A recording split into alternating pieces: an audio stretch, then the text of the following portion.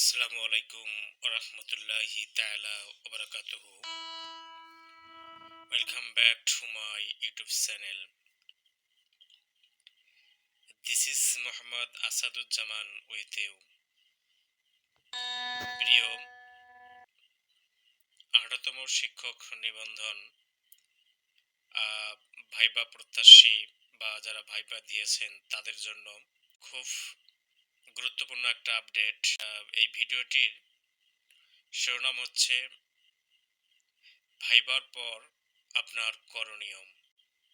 তাই সম্পূর্ণ ভিডিওটি দেখার অনুরোধ রইল। তবে ভিডিওটি শুরু করার পূর্বে আমি আপনাদের বলতেছি, আপনারা অবশ্যই আমার চ্যানেলটি যারা সাবস্ক্রাইব করেননি তারা সাবস্ক্রাইব করে নেবেন। Okay, let me start the video now. মূলত এখানে আমি 6টা পয়েন্টে আলোচনা করব। এই 6টা পয়েন্ট আপনাদের জন্য খুব গুরুত্বপূর্ণ।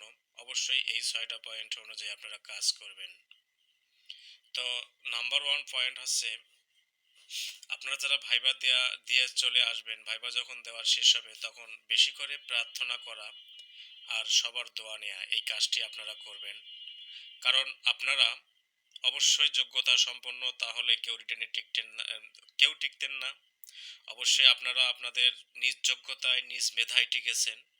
আপনারা আপনাদের দায়িত্ব শেষ করেছেন। জাস্ট বড়দের দোয়া এবং আল্লাহ তাআলার রহমত লাগবে, সেটা অবশ্যই করবেন। আল্লাহকে ভুলে যাবেন না এবং বড়দের কাছ থেকে অবশ্যই দোয়া নেবেন। নাম্বার 2, এটা হচ্ছে অ্যাপ্লিকেন্ট কপি, সার্টিফিকেট ও ভোটার আইডি এর যাবতীয় তথ্যের মিল রাখা।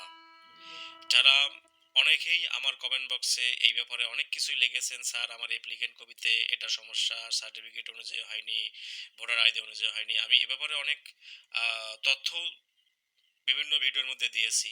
তো তারপরেও বলবো, যারা ভাইবা দিয়ে আসলেন, ভাইবা দেবেন বা শেষ যখন হবে ভাইবা, তখন অবশ্যই এই 3টা জিনিস, অর্থাৎ এখনকার জন্য এই অ্যাপ্লিকেন্ট কপি অনুযায়ী আপনারা অবশ্যই এই সার্টিফিকেট তো আর ঠিক করা সম্ভব নয়, তাহলে আপনারা চেষ্টা করবেন ভোটার আইডি, সার্টিফিকেট এবং অ্যাপ্লিকেন্ট কপি অনুযায়ী এগুলো ঠিক করা, অন্তত ভোটার আইডি কার্ডটা। ঠিক আছে? আর এটার আরেকটি ধাপ রয়েছে, ষষ্ঠর মধ্যে আমি পরে আসতেছি।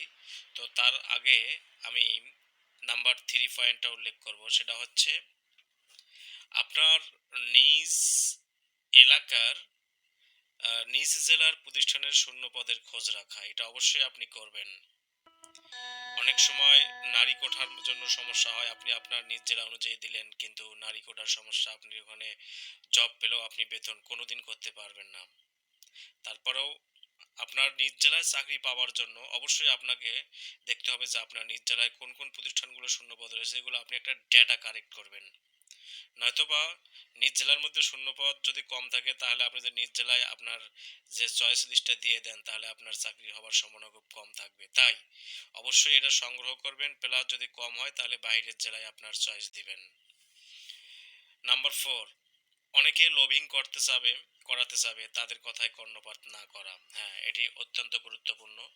এই ভাইবা যখন শেষ হবে এবং তখন অনেকে বলবে যে না, আমাদের এত দিলে, এটা দিলে, ওটা দিলে আমরা অবশ্যই ভাইবাই পাশ করে আনবো এবং চাকরি নিশ্চিত। না ভাই অথবা বোন, এই ধরনের লোভিংয়ে কোনোদিন কোনো সময়ের জন্য কর্ণপাত করবেন না। ঠিক আছে? উপরওয়ালার উপর ভরসা রাখবেন। আশা রাখি আপনাদের চাকরি ইনশাল্লাহ হয়ে যাবে যদি রিটেন ভালো হয়ে থাকে। নাম্বার 5, বয়স থাকলে 19তম সার্কুলারে আবেদন করা এবং কলেজের রিটার্নের জন্য প্রস্তুতি নেওয়া। হ্যাঁ, এটা অত্যন্ত গুরুত্বপূর্ণ ফ্যাক্ট। যদি আপনাদের 19তম সার্কুলারের জন্য 35 বছর এখনো হয়নি, আরও 6 মাস, 7 মাস বা 1 বছর বাকি রয়েছে, অবশ্যই আপনারা এই সার্কুলারে আবেদন করবেন এবং আবেদন করার পরে বসে থাকবেন না। আপনাদের প্রিলির প্রিপারেশন তো আপনারা নিয়েই ফেলেছেন, প্রিলির জন্য কম পড়বেন, 40-এ মাত্র পাস। আপনারা এই 19তম সার্কুলারে আবেদন করার পর থেকেই আপনারা অবশ্যই আপনাদের যে সাবজেক্ট রিটার্নের প্রস্তুতি নেবেন। বিশেষ করে যারা কলেজে রয়েছেন, অবশ্যই আপনারা এই রিটার্নের প্রস্তুতিটা এখন থেকেই নেবেন। তারপর নাম্বার 6 যেটা নাম্বার 2-র সাথে সামঞ্জস্যপূর্ণ, সার্টিফিকেট ও ভোটার আইডি অনুযায়ী অ্যাপ্লিকেন্ট কপি পূরণ করা। হ্যাঁ, এবার কি করবেন, সার্টিফিকেট ও এনআইডি কার্ড সঠিক করবেন, সার্টিফিকেট অনুযায়ী এনআইডি কার্ড সঠিক করবেন এবং তারপরে অ্যাপ্লিকেন্ট কপি পূরণ করবেন, এই দুটা মিলে, যাতে পরবর্তীতে এই ধরনের সমস্যা না হয়। অবশ্যই 6 নম্বর পয়েন্টটা অত্যন্ত গুরুত্বপূর্ণ সবার জন্য। So this are all from me from this video.